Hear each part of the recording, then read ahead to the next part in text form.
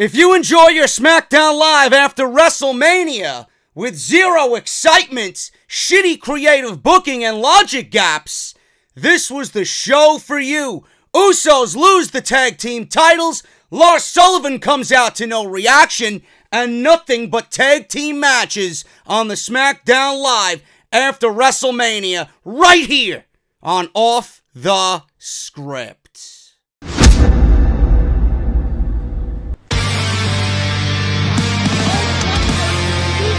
Delete! This is mine.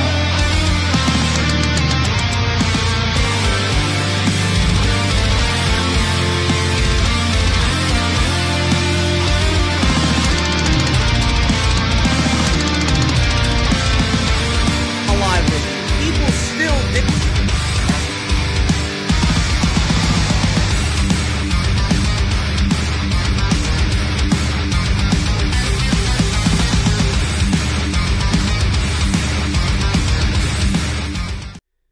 How many of you guys are actually happy that WrestleMania season is finally over? I raise my hand. Teach! Right here, bro. I got the answer for you. The answer is me. It's over. Thank God. Thank God. I got no voice. WWE's let us down on Monday and Tuesday following WrestleMania. In some people's cases, they let them down on Sunday, too, with the actual WrestleMania show. I don't think I've ever seen a more unexciting Raw and SmackDown after WrestleMania. Now, I want to give WWE something that I don't usually give them ever, and that is the benefit of the doubt.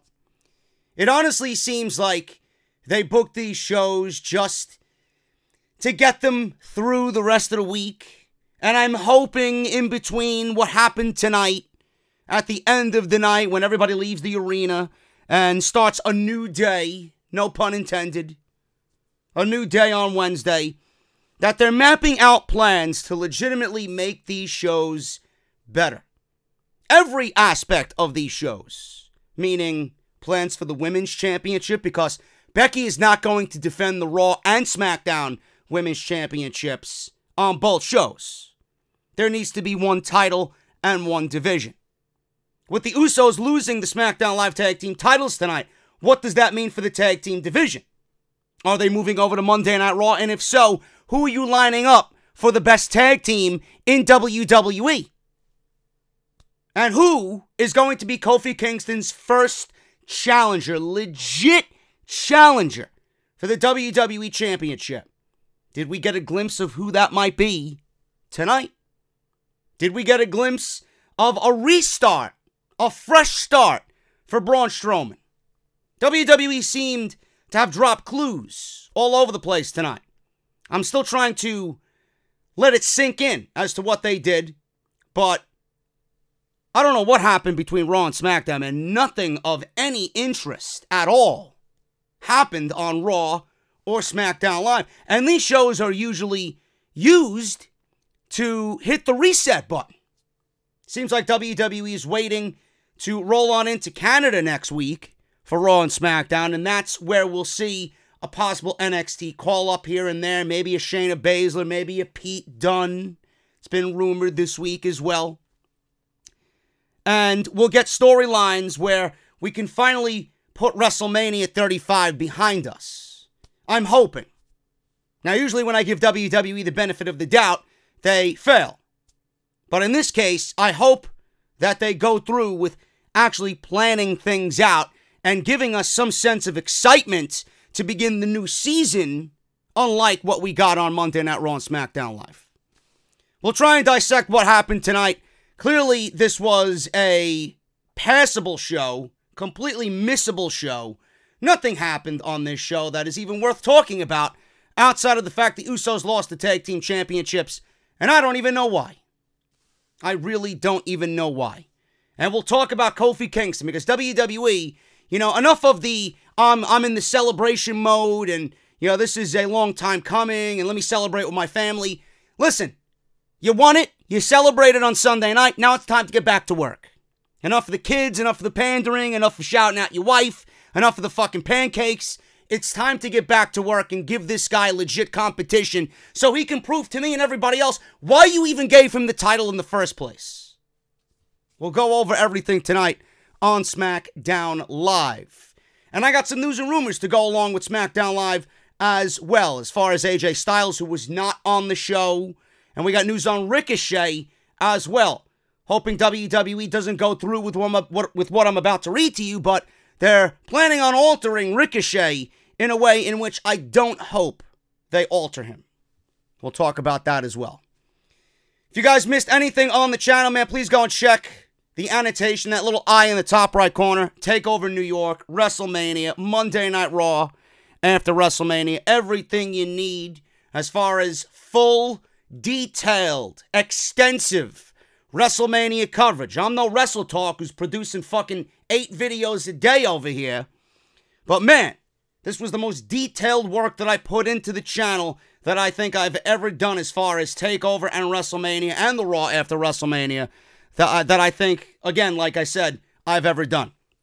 So make sure you guys go and check all that stuff out if you missed any of the week's content this WrestleMania weekend. All in the annotation, that little eye that you see in the top right corner. Plus, I got an off-the-script extra for Jim Ross that I did last week before we hit the weekend. I got one coming this week as well. Thoughts on Enzo Amore. Huge tease as a possible big name emerging on the AEW roster. We'll go over that as well. We'll talk about Eli Drake of Impact Wrestling being fired. And also, news on AEW's TV deal. We'll go over all that on an OTS Extra coming this week as well, so look forward to that. Follow me on social media, at JD from NY206 on both Twitter and Instagram. Hit that subscribe button, turn on the bell for all notifications. If you guys want the very best in the community as far as Monday, Tuesday, and Wednesday night, that's Raw, SmackDown, and NXT. And as always, the bread and butter of the weekend, right here on the channel, Off the Script, episode 269 this weekend. It should be extensive as always. If you guys want to support the podcast through Patreon, patreon.com/JD from NY206. And you guys know the deal. Bonfire, the exclusive home of JD's Elite. Make sure you guys go and get your t-shirt today. Link is down below in the description. I'm already having ideas and thoughts and brainstorming about a new t-shirt to go on Bonfire. I'd like to get a new version of the Negan design out, so I will be brainstorming some with Sal Rex in the coming weeks. I'd love to see what we can come up with and maybe blow this one out of the water. But if you guys want the JD's Elite design, link is down in the description below. Let's hit the show, man. SmackDown Live, Barclays Center, the final night for this WrestleMania weekend. Thank fucking Christ. It was a long weekend. I got no voice. Primarily because of the House of Glory show on Saturday afternoon, where I did commentary for 3.5 hours, which I had a blast. Can't wait to do it again in May. It's going to be awesome on Fight TV. We will be on Fight TV for the remainder of the year, so that is super fucking cool. And a 2-hour WrestleMania review at 3 o'clock in the morning. Glad I got that up. My video seems to be doing much better than everybody else's in the community as far as I see, so thank you guys so very much for that. Raw, and now tonight with SmackDown Live. Now, one person who was not on SmackDown Live, and one guy that I think might be moving to Monday Night Raw, if Vince McMahon has his way, is AJ Styles. Now, AJ Styles and Randy Orton had a decent match. I would say it's a very good match at WrestleMania. They followed Brock Lesnar and Seth Rollins after Rollins won the Universal Championship. But AJ Styles was not on Raw, or SmackDown rather, but Randy Orton was. And there's a reason for that. Dave Meltzer noted on the Wrestling Observer Radio that AJ Styles has a hip injury. Although there is no reports of the severity of the injury, it was previously stated that this year Styles was injured. We don't know if that was the same injury. I believe it was reported that he had a hernia or a lower back injury. We don't really know. He denied those reports, as always, as do all the WWE superstars when shit like this leaks.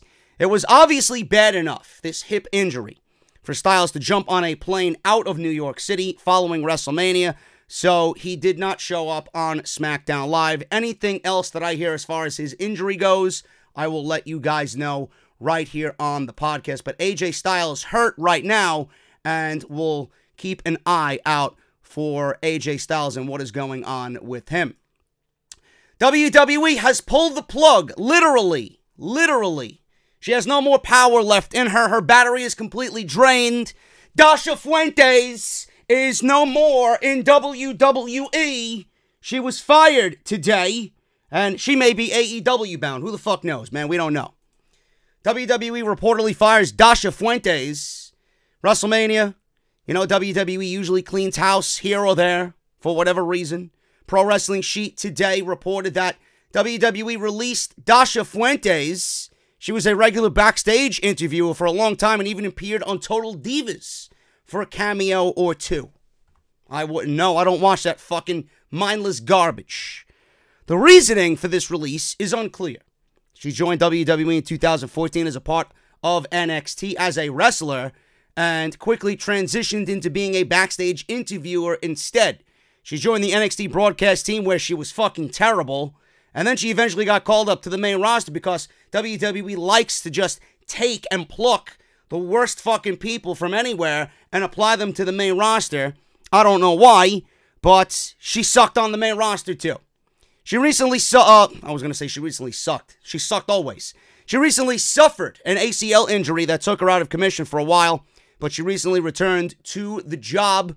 Now it looks like she will be needing to find another job. Hopefully it won't take long for her to find employment somewhere else. Why did they let her go? Plain and simple. She was an absolute fucking lifeless robot with no charisma, no personality. It seemed like when she spoke, she didn't understand the product. She didn't know what she wanted to say. She fumbled over her lines. Just, at the end of the day, she was just bad at what she did.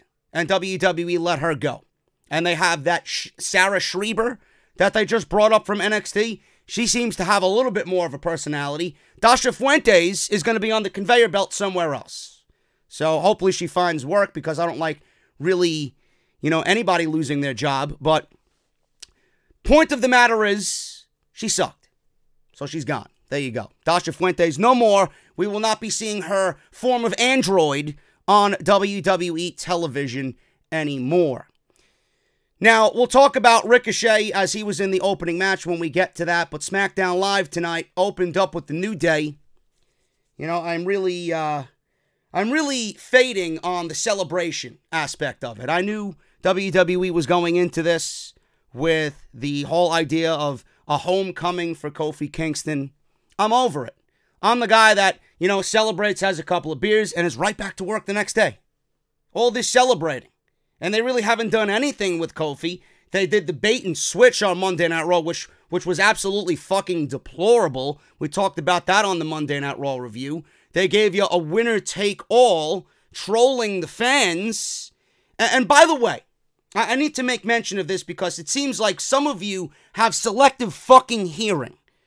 I knew that WWE booked the match and wasn't going to give us a proper ending.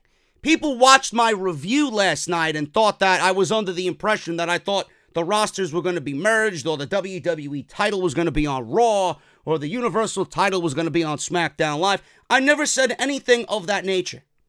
I knew for a fact that when the match was booked that we were going to get some type of fuck finish. It was the way WWE executed this, and then when they did execute it, the two guys that they brought out to do the fuck finish fucked everybody up. If you want to blame somebody for falling for the bullshit hook, line, and sinker, blame the Barclays Center crowd. Because they acted like a bunch of fucking spoiled children who don't have, enough for the weekend. And they want more. We knew that the match was going to be a fuck finish. But it was the way WWE went about it. They took everybody for a fucking idiot.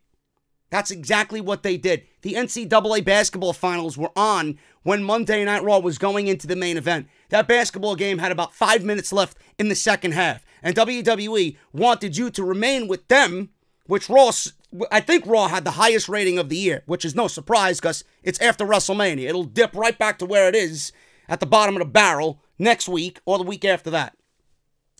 But The fact that there was 5 minutes left in the basketball game and WWE wanted you so badly to stay with them, they figured, you know what? We got this winner take all, our two biggest championships. People will remain with us because this is a historic match for Monday Night Raw. And what does WWE do?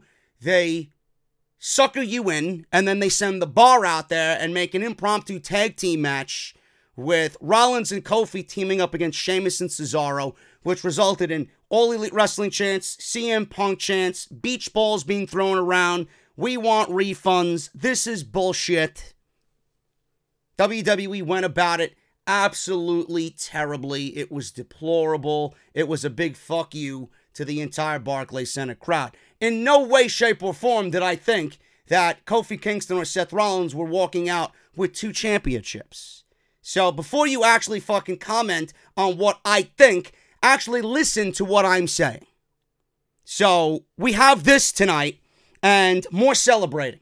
He came out last night to celebrate. More celebrating tonight. How about you start lining up competition for Kofi Kingston that isn't named Daniel Bryan? How about that? I'm hoping that happens next week. So Kofi comes out and fans are chanting, "You deserve it." Big E says he wasn't sure if fans heard, but a man made millions of WWE fans cry tears of joy. He said he is an A-plus player with extra credit. Fans chanted A+.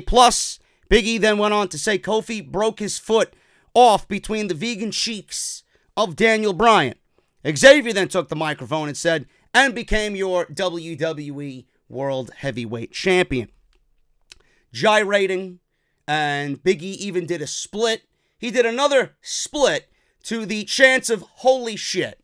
You gotta love hot crowds after WrestleMania. Fans chanted one more time at Big E to do it again.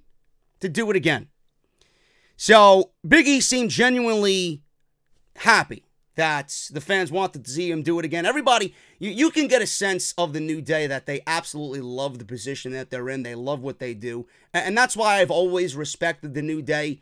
Outside of the pancake tossing and the fucking gyrating and the childish antics, these are 3 guys who genuinely love what they do, and it shows. It shows. And it showed all over Xavier Woods' face on Sunday night when Kofi Kingston won the WWE Championship. Now, Big E said there is nothing like being home right here on SmackDown Live. He said fans have gotten to know them through a lot of shenanigans and butt stuff. Lots of butt stuff. He said tonight is not about that nonsense. He said tonight is about the most important celebration. Xavier got serious and talked about meeting Kofi for the first time and said it was like meeting one of his heroes. Big E said the bond they share is something very special. He said they come together to reshape culture and change history. He said that's exactly what Kofi did on Sunday. Xavier Woods then said on behalf of himself and Big E and what sounds like every person in the Barclays Center and every person in the WWE Universe, Kofi, we love you and congratulations. And fans chanted Kofi, Kofi. Kofi then took the microphone. He said wearing the belt is an impossible moment. And this wasn't in the script. He went off the script. Kofi did. He didn't say that. I'm just adding on top of what he said. He legitimately went off the script. This was completely off the script for Kofi to be in this situation. It wasn't supposed to happen. This wasn't what was in the cards, but here we are. Now, he gave a shout out to his family who was sitting by ringside, his sons. I forgot his son's name is Kai. Kai was the one who was on the second turnbuckle throwing the t-shirts into the crowd at WrestleMania when Kofi pinned Daniel Bryan. His wife was there, told everybody in his family how much he loved the support and loved them. And all of a sudden, the bar comes out. The bar comes out. Sheamus and Cesaro are out, and we are reliving Monday Night Raw all over again. Now, they were greeted in the fondest of New York welcomes with a chant of "shut the fuck up," which I LOL'd to because that's exactly how I would want to be greeted by a New York City crowd if I am a heel. I think that's fucking awesome. So, Sheamus obviously had the duties of speaking over the Barclays Center crowd as they chanted, "shut the fuck up." And you don't want to anger a man like Sheamus. And he continued to go on and say that you're a B+ player. And you should be thanking us for what happened on Monday Night Raw, because Rollins was mopping the floor with you, and if you didn't have us there, you would have ultimately lost your championship. Then he challenged them to a 6-man tag team match. Them meaning the New Day. Big E, Kofi, and Xavier Woods. So Big E was like, is your mathematics off? Because there's 3 of us and there's only 2 of you. So Cesaro says, we met somebody on Monday Night Raw when we were there last night, and we kind of enlisted him for tonight, and he's going to be standing by our side. And everybody was like, who? Who is it going to be? And out comes Drew McIntyre, and he stands right next to Sheamus and Cesaro. Now, number one, McIntyre standing next to those 2 guys actually looks better than where he was standing next to fucking Trashley and Baron Corbin. It makes a little bit more sense here with Cesaro and Sheamus. Number two. I don't know if this is an inside clue as to what WWE plans to do with Drew McIntyre, but if there's anybody, there's a few people in the same category in my eyes that I think would benefit from a move to SmackDown Live over from Monday Night Raw. Braun Strowman is definitely in that list. Possible Finn Balor. I would like to see Finn Balor on SmackDown Live.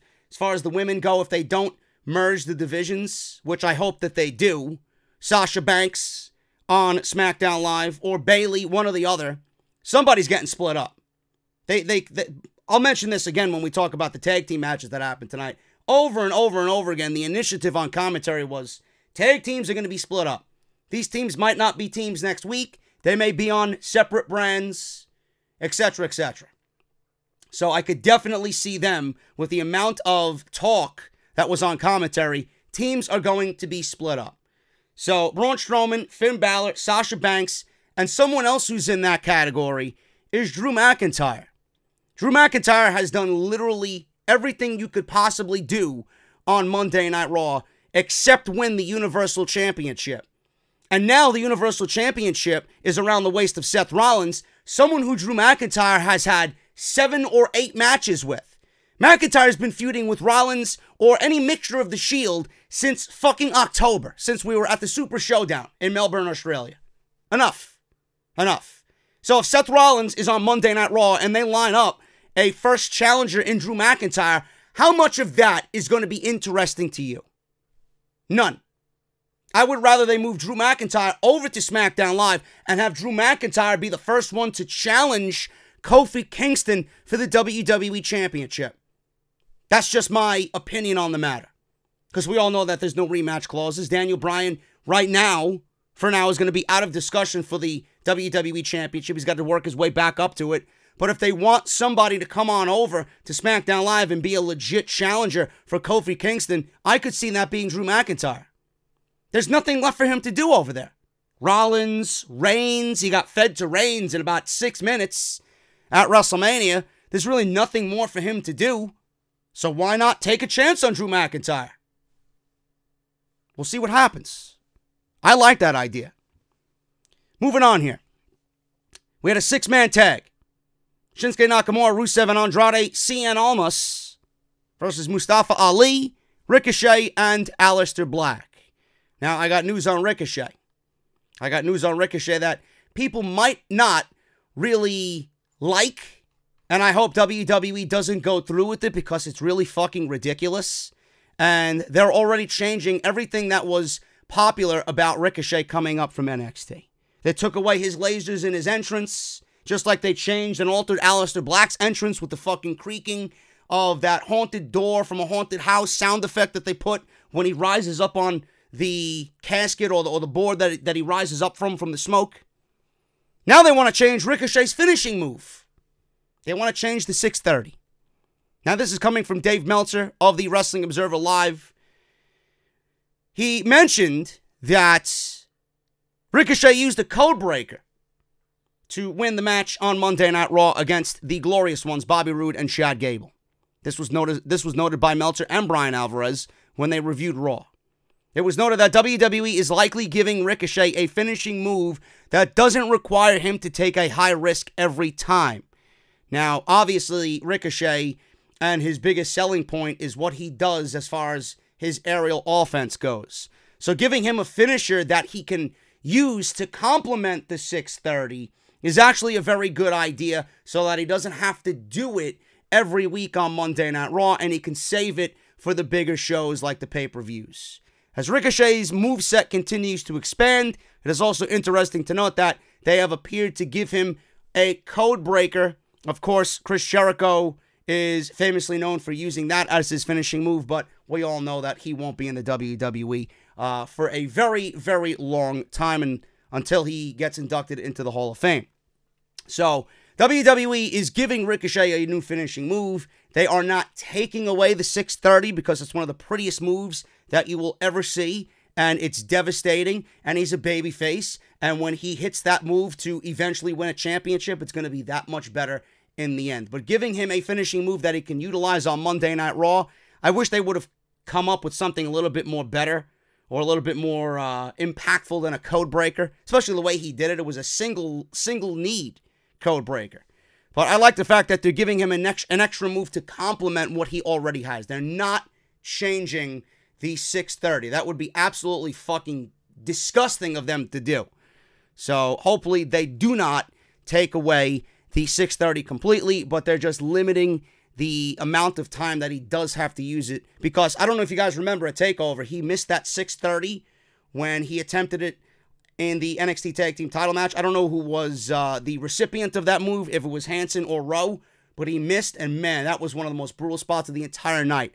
The sound that he made when he missed that 630, that shit had to fucking hurt.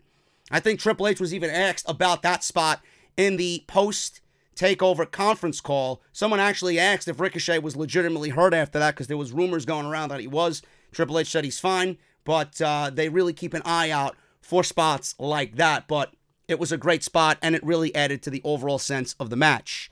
Nakamura, Rusev, Andrade, Ali, Ricochet, and Alistair Black. This was actually very good. It was a lifeless, soulless six-man tag, but I love all these guys involved here, especially Alistair Black and Ricochet.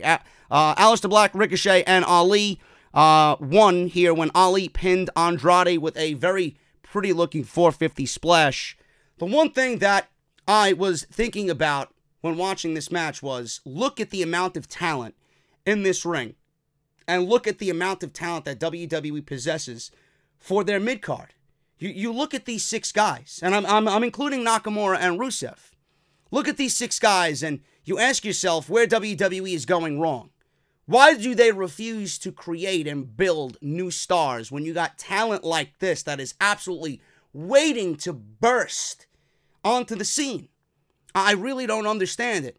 You look at a match like this, and you're like, how the fuck is WWE in the shithole that they're in?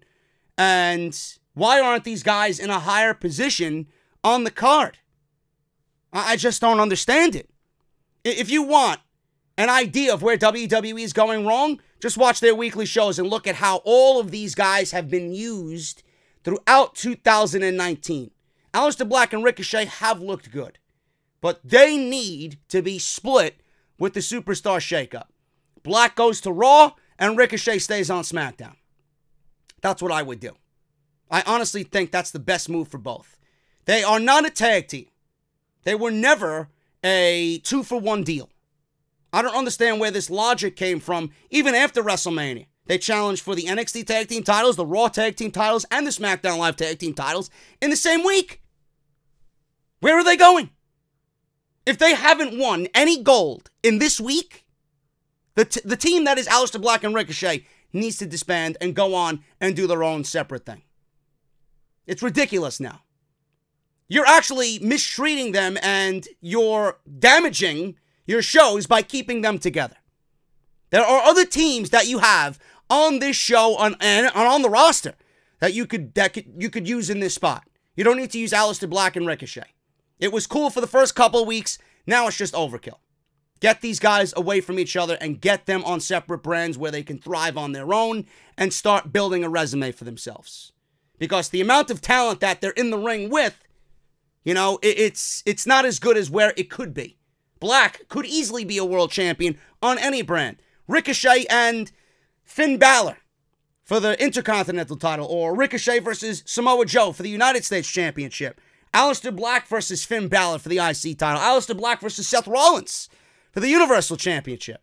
Come on. Come on. You guys know what you got to do. And we're continuing to see the same shit over and over and over again because WWE doesn't have a fucking clue on what they want to do. After the match, Randy Orton literally came out of nowhere, snuck in and gave Ali an RKO. He then walked to the back celebrating, and he was trolling WWE because he was actually very apologetic at WrestleMania. There was reports during his match that the yellow spotlights were as if the fans were watching the fucking show, peering into the sun at MetLife Stadium. So he was blinding his eyes. He was like, oh, my eyes, my eyes. I don't know if he was trolling WWE or trolling the fans. Knowing Randy Orton, he was saying fuck you to the fans because that's just who he is. But he was trolling and having fun with the spotlight incident at WrestleMania MetLife Stadium on Sunday night. Kevin Owens then came out and stunned Rusev out of nowhere. I don't know what that means, but I'm assuming this actually has to do with the unpredictability that is the Superstar Shakeup coming up on Monday and Tuesday of next week. Kevin Owens definitely needs to be put into something. The guy is too good at what he does to just be sitting on the sidelines being a fucking talk show host. Come on. We move on from that to Kayla Braxton interviewing the Usos. Jay, first and foremost, congratulated Kofi Kingston. Jimmy said a lot changed on Sunday, but something stayed the same. They remain SmackDown Live Tag Team Champions for now. He said they have to win tonight to prove they are the better brothers. Jay says it's about more. It's about proving who the best tag team in WWE history is. They are great. Both teams are great at what they do, but to call any one of those teams the greatest teams in WWE history is a little far-fetched, if you ask me. Usos are definitely up there, especially with what they've done in recent memory, but they are not in the discussion for greatest teams of all time yet, especially that number one spot. Long way to go for either one of those two teams to get to that number one position. Waste of a segment here with R-Truth and Carmella. They were in the ring. The Women's Battle Royal Trophy was standing at ringside. Fucking disgusting. It really is disgusting to look at. Truth asked the fans what was up. He said, what's up? The man, Becky Lynch, right now is the Raw and SmackDown Women's Champions. Carmella then said that Kofi is the WWE Champion. Yes, we understand this. We understand this. What are you doing in the ring? I don't need you to come out to the ring and tell me what I already know. Truth said WrestleMania, they had the world's longest 7-second dance break, which people groaned and moaned about, because at that point, WWE was merely trolling the fans. Carmella defeated Andre the Giant in the Royal Rumble match. This is what he said, not my words. And Graves obviously had to chime in because that's his boo, Carmella. And he said, not exactly, Truth, not exactly.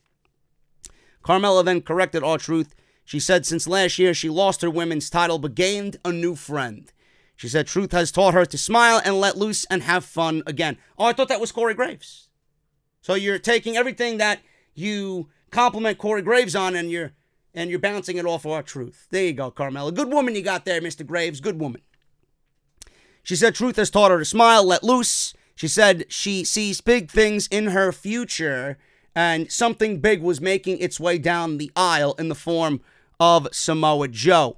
He marched out with the U.S. title, charged the ring, met R-Truth in the middle of the ring, headbutted him. Truth gave him a wheel kick. But at the end of the entire thing, he got the coquina clutch applied on R-Truth, and Joe tossed him out of the ring. Asked for the microphone.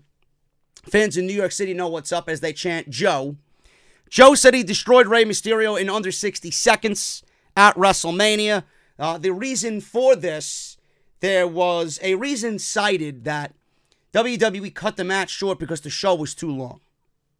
This is the reason that I read this morning about Rey Mysterio and Samoa Joe being 60 seconds. Let me tell you something. The show was already too long, even if you gave them a 10-minute match. So that's not a real reason as to why Joe and Mysterio and the United States Championship match got cut to 60 seconds. Enough with the bullshit. The match was short because WWE didn't want to risk further injury to Rey Mysterio because he came out on social media days before WrestleMania stating that his ankle was only 90%. So if you're citing, oh, WWE had to cut something, they cut literally as much as they could from WrestleMania, and it still ended up being 7.5 fucking hours. Maybe you cut time off Batista and Triple H and have the fact that they don't go 25 minutes in a fucking snooze fest. Give me a break. Reason Joe and Mysterio got cut was time limits. You fucking kidding me? Joe says he destroyed Rey Mysterio in under 60 seconds. He said he might take less time to beat up any other superstar. So that was all he said. I expected him to say more, but I'm assuming that he was actually under time constraints here because this show was planned out and mapped out terribly. They were rush all over the place here. Braun Strowman comes out, and I'm like, oh my God, what is going on here? Strowman charged the ring, attacked Joe. He splashed Joe in the corner with some clotheslines, and Joe actually applied the coquina clutch on Braun Strowman. Strowman battled free, tried to power slam Samoa Joe, and he could not do it. I don't know if it was one of those situations where he just couldn't get him up. I was legitimately shocked that Braun Strowman couldn't get Samoa Joe up, because he's gotten guys bigger than Joe up on his shoulders, and he couldn't get Samoa Joe up.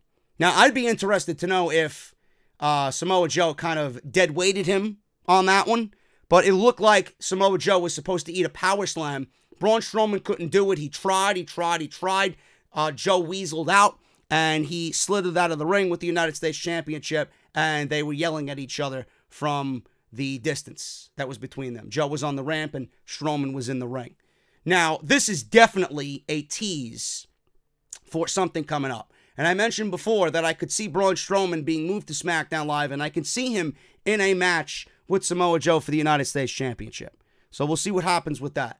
I find that to be very interesting, because there was once upon a time where Joe and Braun Strowman were mixing it up for the Universal Championship with Brock Lesnar. And that would have been something if we got Strowman and Joe battling it out for the Universal Championship like it should have been back when that all went down in 2017. But they didn't go through with it. And now here we are in 2019, and we got Joe as the United States Champion and Braun Strowman possibly moving to SmackDown Live in what could be a fresh start for the Monster Among Men. I could definitely see that being a thing. And you know what? After everything that they've done with him on Monday Night Raw, there is legitimately no one for him to feud with, nothing more for him to do, nothing more for him to destroy. So what is next on the list for Braun Strowman? Let's give him a fresh list of opponents, and pairing him with Samoa Joe, to be quite honest with you, is probably the best thing for him right now. A clash of styles that I think would be great. I think both of their mentalities could go well together. That could be a fucking car crash waiting to happen, and we all like fucking car crashes. But I don't think it's going to end up good for Samoa Joe, because if they do put him in the ring with Braun Strowman, I can honestly see Braun Strowman winning his first championship in WWE. Well, minus the tag team titles. I don't even count that. With fucking Nicholas last year at WrestleMania. This could be his first singles title in WWE, but I don't find this to be a good thing for Samoa Joe in the end if Braun Strowman and Samoa Joe do end up feuding for the United States Championship. The Iconics. The Iconics. They say that they're iconic. From now on, everything that they do is not iconic. Here, it's idiotic. There you go. The Iconics come out, smile their way to the ring with the women's tag team titles, and this was absolutely deplorable. Absolutely deplorable. The tag team titles mean absolutely nothing in an already irrelevant division, and the tag team titles were introduced in February. The tag team titles around the waist, and this is all I'm going to say because I hear it every fucking day from these fucking super fans of the Iconics.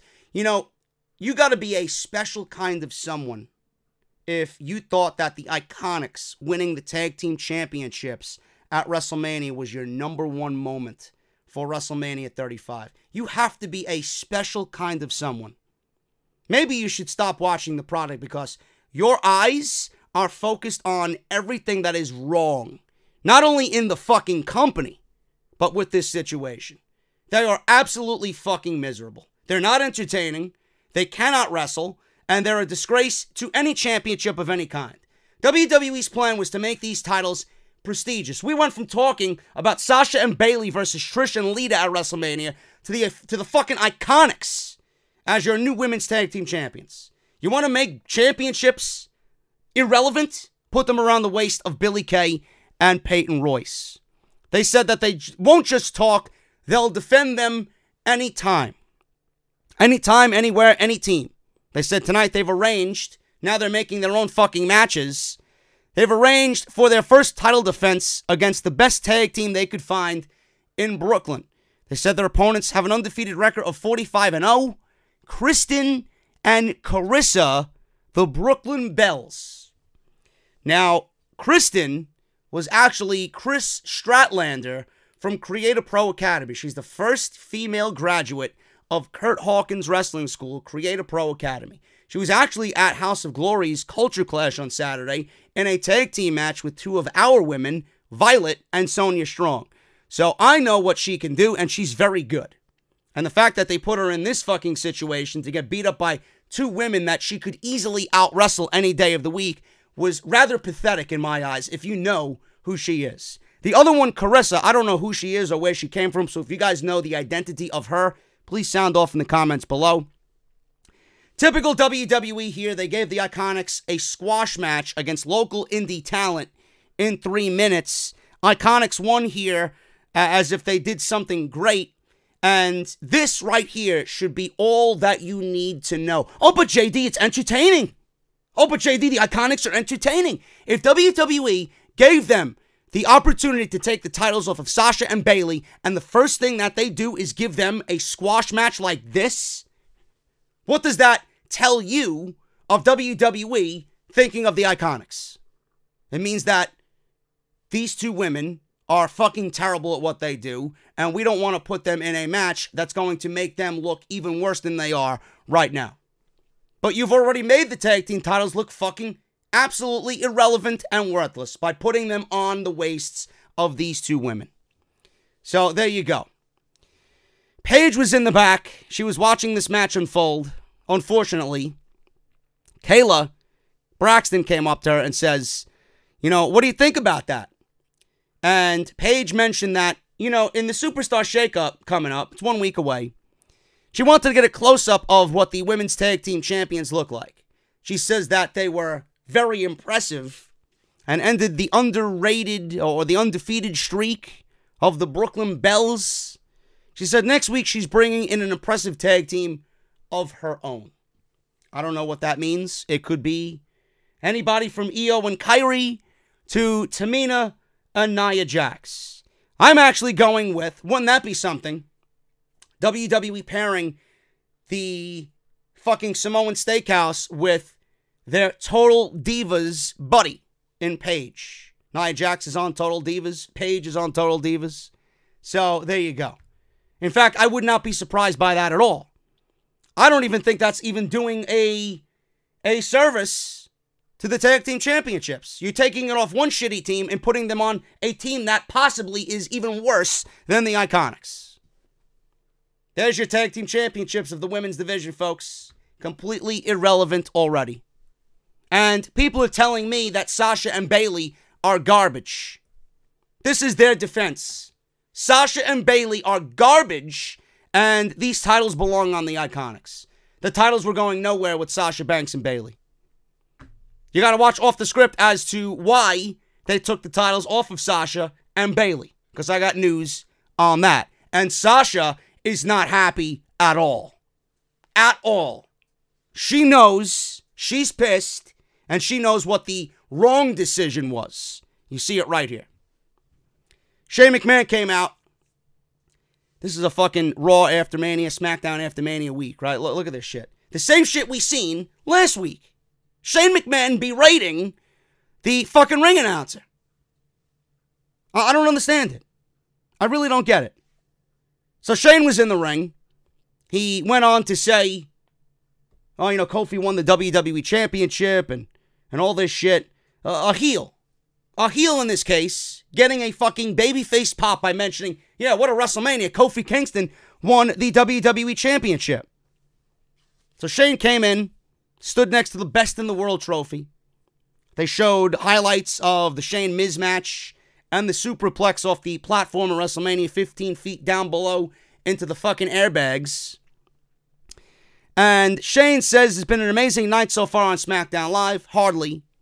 He said next week it'll continue with the Superstar Shakeup. And he went on to say that The Miz is in his rearview mirror. He told fans Miz is tending to his father. Fans chanted, Mr. Miz. Then he went on to say Mr. Miz had the audacity, and he said he had the audacity to enter the ring and square up with him. He said Mr. Miz put his fists up and punched him in the eye. Fans chanted, you deserve it. Shane said he had to defend himself. So he said the baked potato face and his son got what were coming to them. He said they found out he is what he says he is. So Shane says that he's the best in the world, and at which point a huge CM Punk chant broke out, and this one actually was warranted. It wasn't just a CM Punk chant for the sake of a CM Punk chant to hijack the fucking show because fans are fucking stupid. It was Shane saying he's the best in the world. This is the reason why he's the best in the world. And fans in New York chanted CM Punk because CM Punk is best in the world. So Shane had a great facial expression to that. And he was like, please, please. So at least the CM Punk chant went with what was going on here and fit into the show because of what Shane legitimately said. He then called Greg Hamilton into the ring to do a better job introducing him. He asked him what was going on. Hamilton then said that some fans threatened him tonight and said if he called him best in the world, something bad would happen. He said he feels threatened, and Shane said Brooklyn is the best city in the world because he lives here. And he said he doesn't have to worry about the fans doing anything, and he should worry about Shane McMahon. So he moved into Hamilton's face, and he grabbed him by the tie, and he wanted Hamilton to reintroduce Shane with vigor and enthusiasm. Something that Raw doesn't possess, so you know why they suck every fucking week. Shane said it wasn't good enough, so he tries and tries and tries again, and he grabbed Greg Hamilton by the tie and literally dragged him all the way from the ring to the top of the ramp, with Greg Hamilton trying and trying and trying, and Shane cutting him off mid-sentence every fucking time until he got to the top of the ramp, where Greg Hamilton finally got it right, and that was your entire segment. Something that we've seen 3 weeks in a row now. And I don't understand why WWE is going about their SmackDown Live after Mania like this, with rinse and repeat bullshit that we've seen already. This offered nothing new. It didn't advance any storylines. The Miz wasn't even fucking there. What was the point of this? Legitimately, what was the point of this? The only positive that I got out of this segment was that Shane McMahon was selling his injuries from WrestleMania. How people go in a Hell in a Cell match or a steel cage match or a fucking Elimination Chamber match and they come out, no bandages, no bruises, no limps, nothing. As if they walked into the fucking day spa and walked right back out. Fresh as a daisy. Shane McMahon went through a Falls Count Anywhere match, comes out limping, comes out with a black eye, comes out selling his injuries. Good on him. Finally, someone got it right. Now more people should follow suit. This was terrible. But I honestly think Shane McMahon in his heel role is great. He's fantastic. I think he is living the gimmick because he's a fucking McMahon. McMahons know how to channel that evil. And he's coming off in a way that I think is highly entertaining. This just didn't do anything for me. Especially on a SmackDown after WrestleMania. Moving on here. Usos, Hardys, SmackDown Live Tag Team Championships. Now, I don't want to rain on anybody's parade, but I have one simple question to ask. And I'm going to go back to what I previously stated on Monday Night Raw. We had the Revival challenge Ryder and Hawkins for the Raw Tag Team titles after they lost the Tag Team titles at WrestleMania. Come right back to Monday Night Raw after Mania and get another Tag Team title match. I asked, why? Why was this match being booked? Because rematch clauses or rematches for said championships after you lose them do not exist. Why were they getting a Tag Team title match? It wasn't even mentioned or explained on commentary. I'm going to do you one better. What have the fucking Hardy Boys done to challenge the Usos for the tag team championships? Why are these matches being made out of thin air? Is there no fucking competition for these teams to go through to actually warrant themselves number one contender? We're just making matches on the fly now because they look cool in a graphic? Give me a fucking break here. If there's something about this tag team division that needs to be changed, there needs to be some fucking sense and logic instilled into this fucking division. There needs to be teams being built up and actually looking like credible threats to said champion.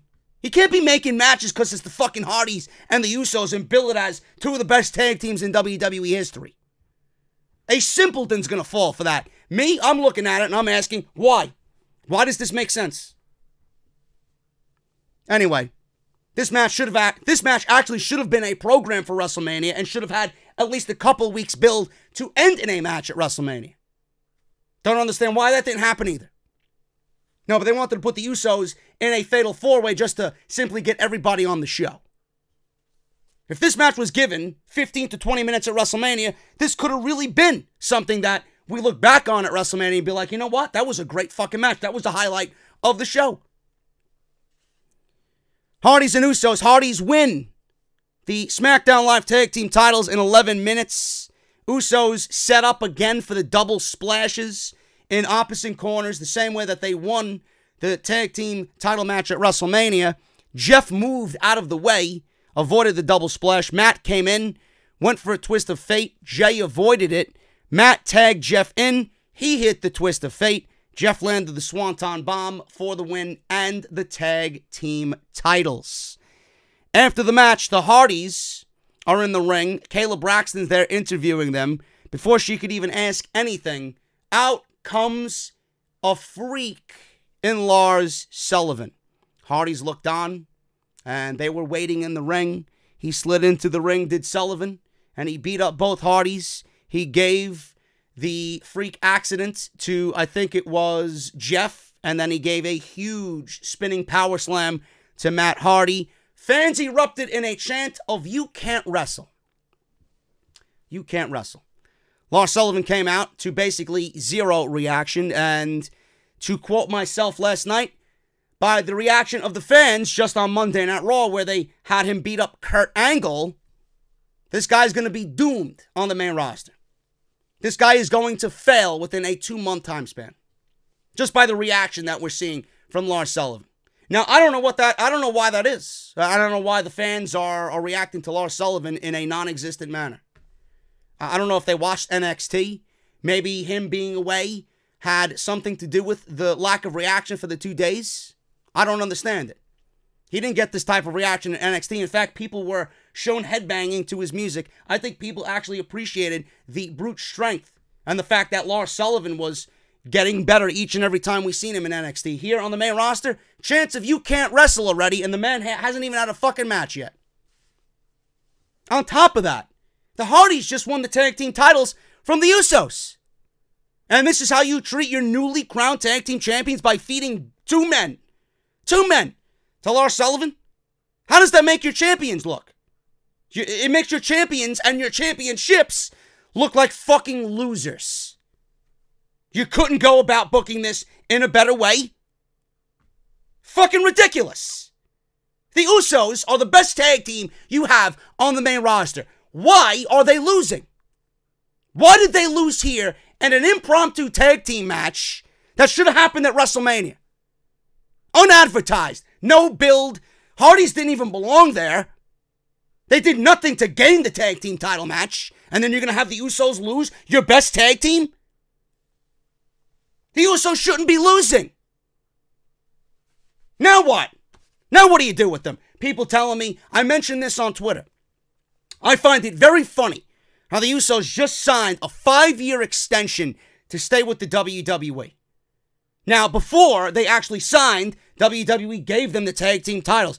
I find it to be very weird that they signed and immediately, a week and a half, 2 weeks after they signed, they lose the tag team championships. Is it a coincidence? I don't think so. I don't think so. People on social media are telling me, why don't you stop dissecting things a little too much and just enjoy the moment? Enjoy what moment? A bad creative move? I'm supposed to enjoy a bad creative move. And then people telling me, oh, the reason why they lost is because they're moving to Monday Night Raw. Why would you wish that upon Jimmy and Jey Uso? Did they drop the tag team titles on SmackDown Live to do what? Go over to Monday Night Raw and win their titles? And what happens when they win the titles over there? Who are they going to defend them against? You honestly think the Usos moving to Monday Night Raw is a good move?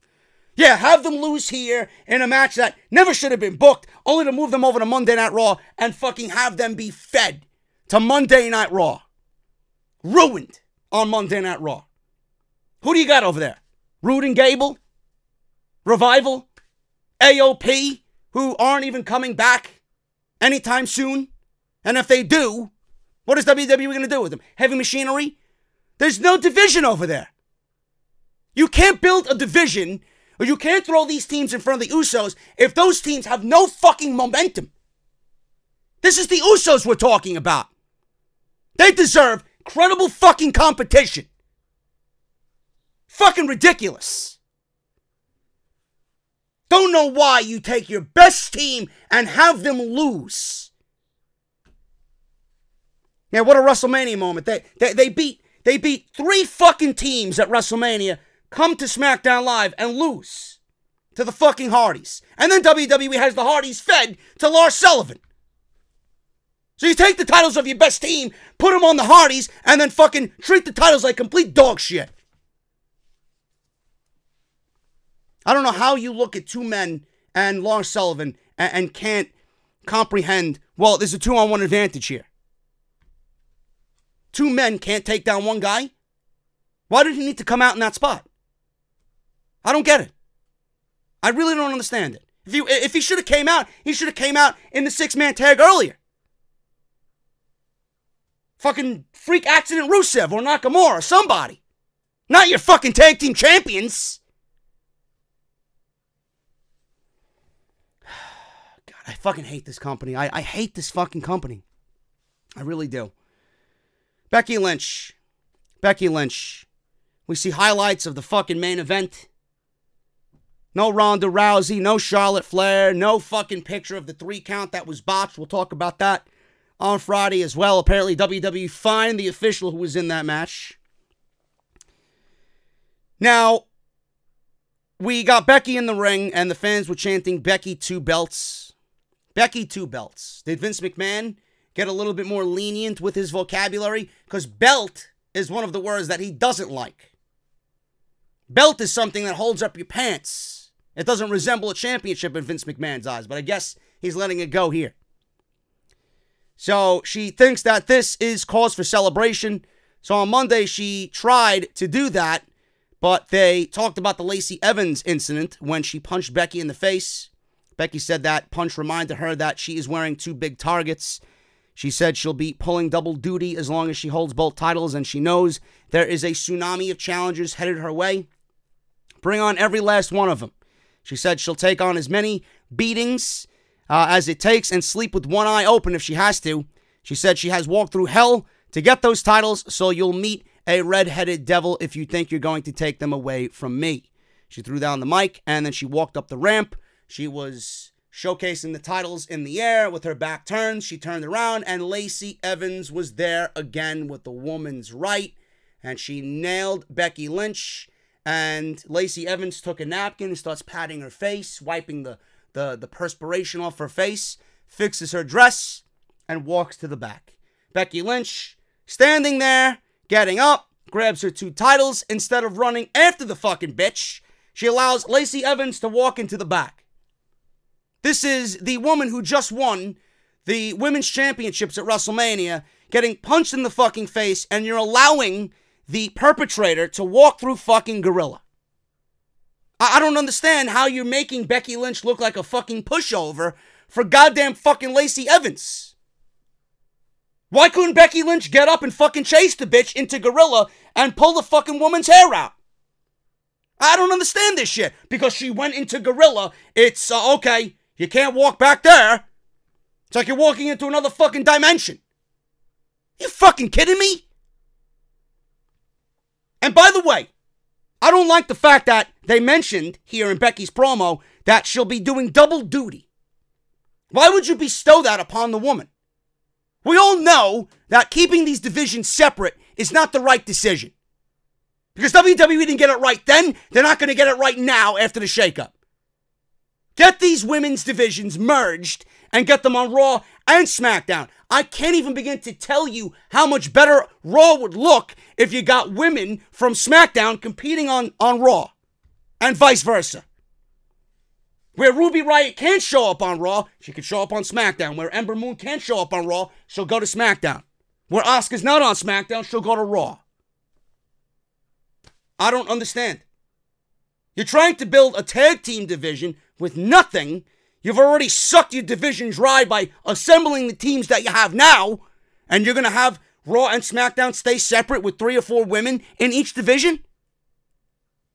Unless you're calling up the entire NXT roster, this is not going to work. Fucking ridiculous. WWE better know what the fuck they're doing next Tuesday night and next Monday night with Raw and SmackDown. I'm telling you right now. Get this woman a single title and have her be the fucking standard bearer for the division and make the fucking division competitive with actual fucking competition lined up. Build people through the division, whether it's an Ember Moon, a Ruby Riott, a Sarah Logan, an Asuka, a Lacey Evans, a Naomi, a Carmella. Give me a break. I don't understand why it's so simple for me to fucking relay to you and they do nothing with it. What was the point of the winner take all? Oh, Becky looks cool with 2 belts. What was the point of her winning the titles? Oh, just for a fucking cool catchphrase, Becky 2 belts. If you're not taking the outcome of that match and applying it to the fucking shows moving forward, you failed. You failed. I don't want to hear from anybody about how merging the divisions is the wrong way to go about it. It's absolutely 100% the right way to go about it. Then we can start working on the men's tag team division. Main event. Sami Zayn came out. He stopped on the stage. Music went off. People were singing along to his theme music. He wanted to say something, and all he said was, you know what? None of you are worth my time. Dropped the microphone and walked away. Drew McIntyre in the bar versus the New Day. New Day wins here. 9 minutes. Nothing of note here. The entire match was fucking commercial, and they left you with 5 minutes left before SmackDown went off the air. New Day wins here. Sheamus blocked a Trouble in Paradise, but Kofi fought through it and connected with it anyway for the win. Show closed with Kofi celebrating with his family and Big E and Xavier Woods in the ring. Hip hip hooray. SmackDown Live went off the air. Got the shake-up coming up in Canada. Hopefully Canada and the fans up there, the great fans of Canada, bring the excitement for these 2 shows. And I hope WWE knows what the fuck they're doing and plans out this shakeup and really makes it special to compensate for the lack of fucking nothing that we got on Raw and SmackDown. They need to have a plan moving forward. They need to fix the women's divisions. They need to fix the tag team division now that you got the Usos going to Raw more than likely. You gotta fix what is broken. The women's divisions, the men's tag team division. What are we doing with Becky? Are we really getting 1 single title, or is she going to carry around these 2 fucking titles for the rest of the year? What are we doing with Kofi Kingston? Who are we lining up for Kofi Kingston so he looks like a credible champion and worthy of beating Daniel Bryan at WrestleMania? Is it going to be Drew McIntyre? Is it going to be Randy Orton? Or an Andrade? Or somebody? It's got to be a good heel. What are they doing with the New Day? Are they going to keep the New Day together? Are they going to split up the New Day, put Big E and Xavier on Monday Night Raw, keep Kofi on SmackDown Live?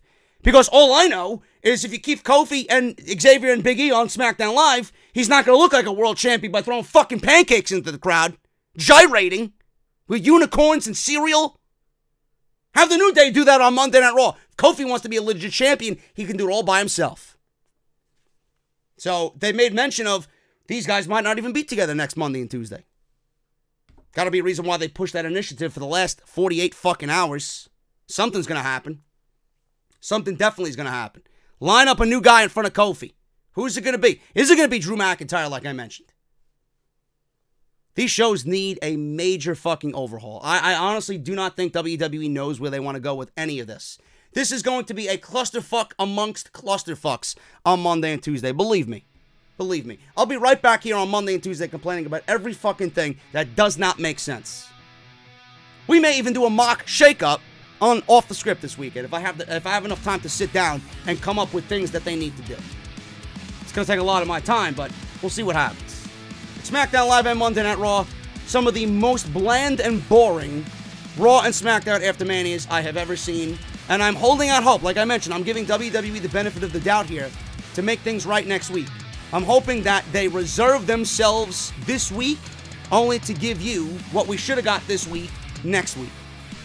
So we'll see what happens. I don't usually give them the benefit of the doubt, but normally when I don't get what I want from WWE and they don't do what they should have done, I go at them even worse when they don't do it. So we'll see what happens next week. I'm getting out of here, guys. Thank you so very much for all your support. This has been SmackDown Live right here on Off the Script. Follow me on social media, JD from NY206 on both Twitter and Instagram. Hit that subscribe button down below. Turn on that bell for all notifications. Patreon.com/JD from NY206. If you guys missed any of my videos this week, Wrestlemania, TakeOver New York reviews live on the channel right now. Raw, you got SmackDown tonight. We got NXT coming up on Wednesday. A lot of news regarding NXT.